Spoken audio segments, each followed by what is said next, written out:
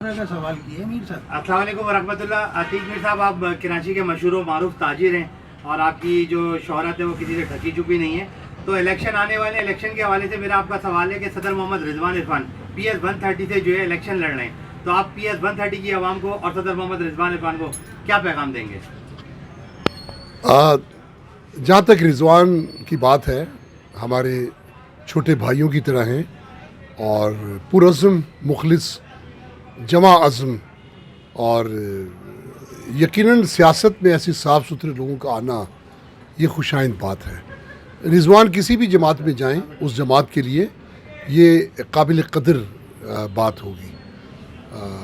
इसलिए मैं समझता हूँ कि जो लोग जमाती वाबस्तगी से हटकर भी देखें तो वो रिजवान की सलाहियतों को देखें, उनके इखलास को, उनके एक ऐसा बैकग्राउंड को देखें कि वो एक अजीम बाप की औलाद है जिसने कराची में कभी किसी ताकत के सामने, किसी जबर के सामने सर नहीं झुकाया, जान दे दी, लेकिन वो इज़्ज़त के साथ और बहादुरी के साथ उन्होंने ज़िंदगी गुजारी। तो PS 130 के अवाम को मेरा ये पैगाम है कि रिजवान को सपोर्ट करें। रिजवान इंशाअल्लाह उन्हें धोखा नहीं देगा और रिजवान चूँकि सियासतदान नहीं है, वो एक मुखलिस इंसान है, तो उसकी हर बात सच्ची बात होगी और वो सियासतदानों की तरह सब्ज़ बाग नहीं दिखाएगा, जो कहेगा उसे पूरा करने की कोशिश करेगा। बहुत शुक्रिया।